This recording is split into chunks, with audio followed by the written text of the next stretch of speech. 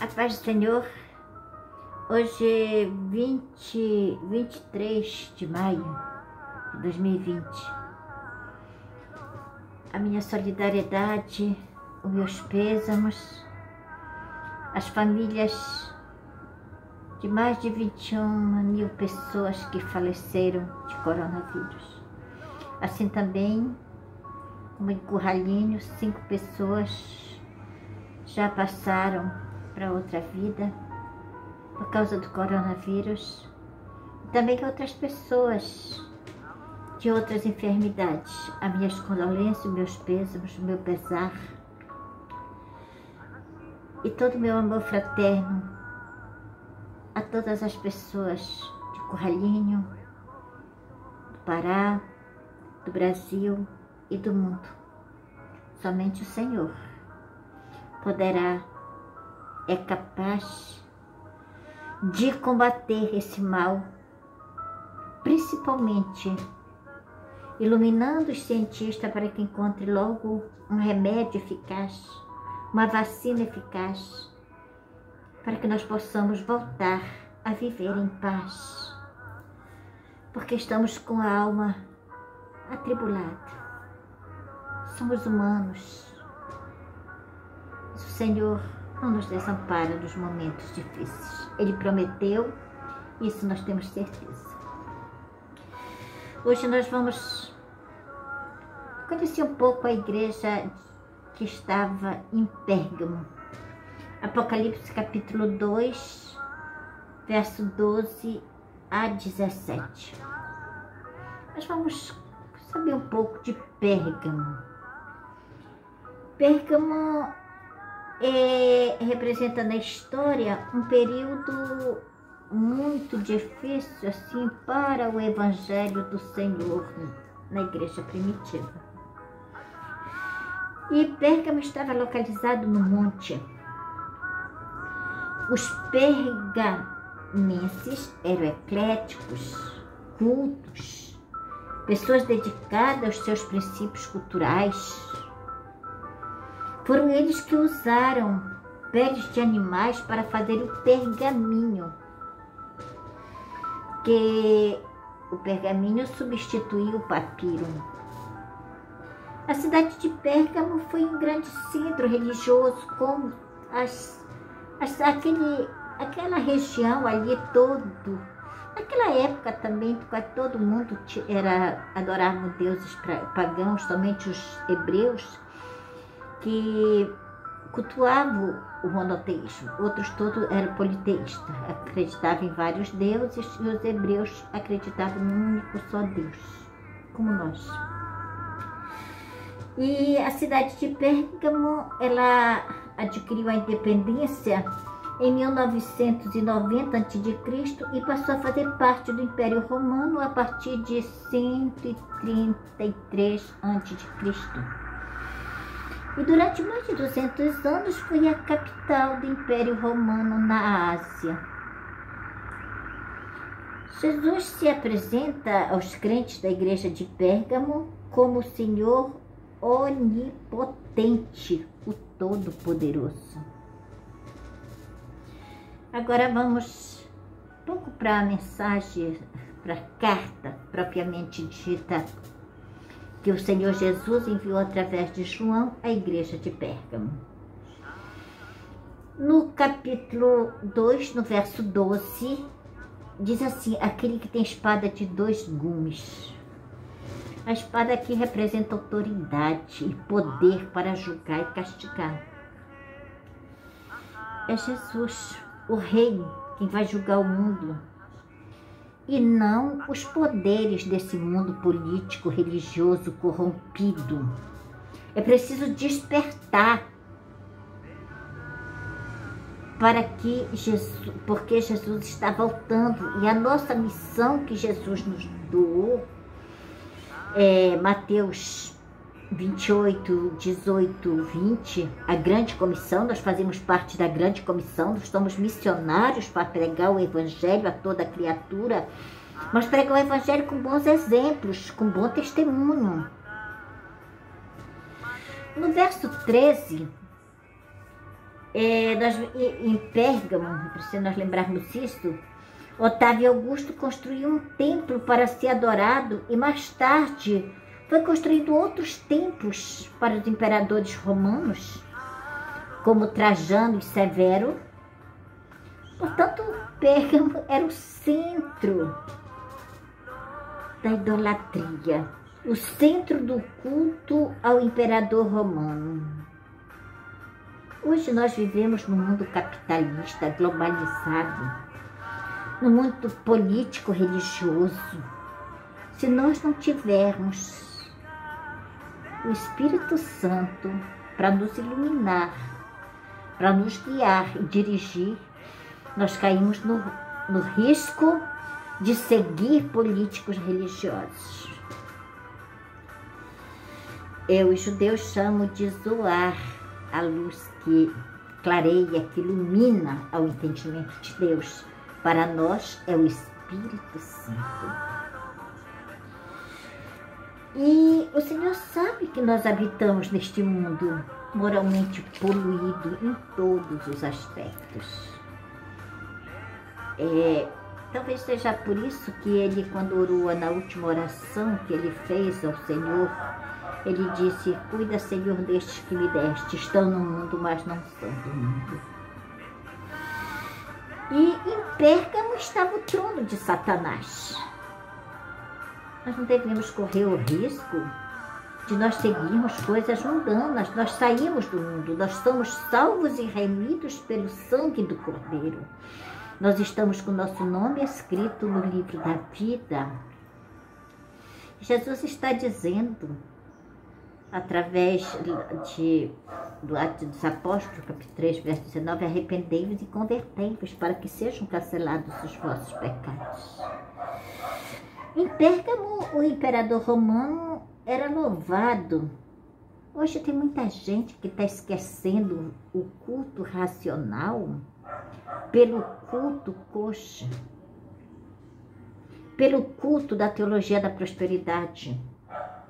Muitos estão usando o púlpito do liberalismo teológico para pragmatismo político-religioso.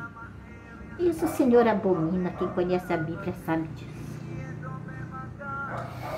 E Pérgamo era onde estava o trono de Satanás, onde era para adorar o imperador. E este evangelho hoje antropocêntrico, que estão adorando mais o homem que o Criador, estão defendendo mais o homem do que vivendo o verdadeiro evangelho de Cristo. Há uma diferença muito grande quando você mistura o evangelho antropocêntrico, o evangelho do homem, com o evangelho de Cristo. Isso não existe. A igreja do Senhor continua a marchar firme, impoluta, imaculada, esperando a trombeta soar. E além da adoração aos imperadores romanos, Pérgamo também adorava outros deuses. Asclépio, que era o deus da medicina, e inclusive em Pérgamo havia o maior hospital do mundo naquele templo, que era a Clínica de Maio. Esse deus Asclépio era uma serpente. E na Grécia era uma estátua de homem e na Anatólia era uma serpente. Havia diferença de deuses, né? No secretismo religioso sempre acontecem essas coisas. O templo de Asclépio era um hospital redondo e lá eles usavam todos os meios de cura que se possa imaginar. Usava a medicina e a psicologia para curar os doentes. E imagina o Evangelho de Cristo chegando em Pérgamo, né? Com toda aquela curandaria, né? E o Espírito Santo curando. Nós temos muitos médicos que têm mãos santas, são orientados por Deus, né? Que fazem cirurgias, receitam Mas também temos outros profissionais que deixam muito a desejar, né? E ali, o Diasclépio, os pergamenses adoravam Baco ou Dionísio, o deus do vinho ou do álcool, o deus cabra. Baco era representado na parte superior como um homem, mas com chifres, e na parte inferior era a cabra, com os pés fendidos e a cauda. Esse era o deus. Era um dos deuses de Pérgamo. As heresias, a idolatria, ela traz essas coisas que nós vemos hoje no mundo atual. Pérgamo era o trono de Satanás, pois era a cidade de grandes templos pagãos e também a maior biblioteca do mundo pagão. Era uma biblioteca de mais de 200.000 livros, e essa biblioteca Marco Antônio deu de presente à sua namorada Cleópatra, que ela levou para o Egito, que foi construída uma biblioteca maior que se tornou uma das 7 maravilhas do mundo antigo. No verso 14, a doutrina de Balaão. Quem não se lembra da doutrina de Balaão? Todo estudante da Bíblia, ele se lembra lá de Números 22, 25 e 31, 16. E no final dos anos de peregrinação, os israelitas chegaram perto da terra prometida e ficaram acampados nas colinas de Moab, e os moabitas e medianitas ficaram amedrontados. Balaque chamou Balaão para amaldiçoar Israel, mas Deus frustrou todas as tentativas de falar contra os israelitas. Isso acontece. Aquele que toca no ungido do Senhor é muito perigoso. Quando esse ungido é ungido realmente, é obediente. Mas não quando ele faz uma coisa aqui e ali faz outra. Fica tá manchado, não há a lei do retorno, a lei da semeadura. E convidou o povo de Israel a participar de uma grande festa idólatra. E nessa festa muitos israelitas se envolveram na idolatria e na imoralidade. E que Deus mandou matar 24.000 israelitas. Hoje, muita gente está se envolvendo de uma forma tão diferente que nunca se viu, né? Muitos evangélicos, muitos crentes dando mau testemunho, se envolvendo em coisas que não é para eles se envolverem, porque ele é sal da terra e luz do mundo. É esse o nosso cuidado, é essa a nossa preocupação de ser testemunha viva do poder e da graça de Deus. E a doutrina de Balaão é quando se tolera outras religiões. A doutrina de Balaão é o pluralismo religioso, é o pragmatismo político-religioso, é o liberalismo teológico, é de achar que isso não tem problema nenhum. Se envolve em certas coisas que é bênção de Deus, mas não observa que é contra a palavra de Deus. E no verso 15, a doutrina dos nicolaítas.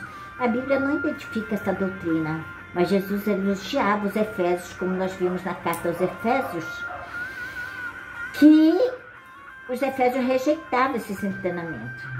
Jesus odeia meio termo, não existe. Só tem 2 caminhos, o do bem e o do mal. Aí uma escolha é nossa. O Senhor nos diz: arrepende. Ele quer que nós nos arrependemos dos nossos pecados, porque nós pecamos por pensamentos, atos, palavras e omissões. E a doutrina de Balaão, a doutrina dos nicolaítas, o Senhor usará a espada de 2 gumes contra aqueles que praticam isso. Mas é preciso arrependimento. O Senhor tem o remédio para todos os nossos males. O Senhor nos ensina a nos arrependermos dos nossos pecados. Nós precisamos cada dia mais estar firme na presença de Deus. Nós precisamos a cada dia mais dar bom testemunho. Nos afastar das doutrinas do mundo e firmarmos na sã doutrina. E no verso 17, Jesus nos chama a dar muita atenção às suas palavras. Todas as cartas incluem promessas. Aliás, o livro de Apocalipse é o livro das promessas. E na carta a Pérgamo, a bênção para o vencedor é descrita em duas partes: o maná escondido e a pedrinha branca. O maná escondido descido do céu e a mensagem que se mantém oculta para os sábios deste mundo. Mas ele se revela aos santos. Que nós somos santos, somos a igreja do Senhor. E a outra é a pedrinha branca com um novo nome escrito. Em Pérgamo, as pedras brancas foram usadas para indicar a inocência de pessoas acusadas de crimes. Pedras brancas também eram dadas aos escravos libertos. Pedras brancas os romanos usavam com ingresso em eventos. Pedra branca era dada aos vitoriosos vencedores. E é por isso que nós receberemos a pedrinha branca, porque nós vencemos o pecado, nós vencemos o mundo, nós vencemos nós mesmos. Que é importante, o mais que vencedor, eu sempre digo, é vencer nós mesmos. Porque nosso maior inimigo está dentro de nós mesmos. Então, bom dia, boa tarde, boa noite. Que as bênçãos do Eterno estejam sobre nós. Leia a Bíblia, estude a Bíblia, ore sem cessar, jejue pelo menos uma vez por semana, para que seja fortalecidos no Senhor.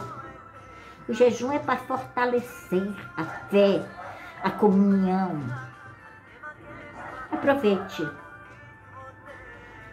o isolamento social para ler a Bíblia, estudar a Bíblia, orar sem cessar e jejuar uma vez por semana. Um abraço com braços de orações. Um ósculo santo. Amém.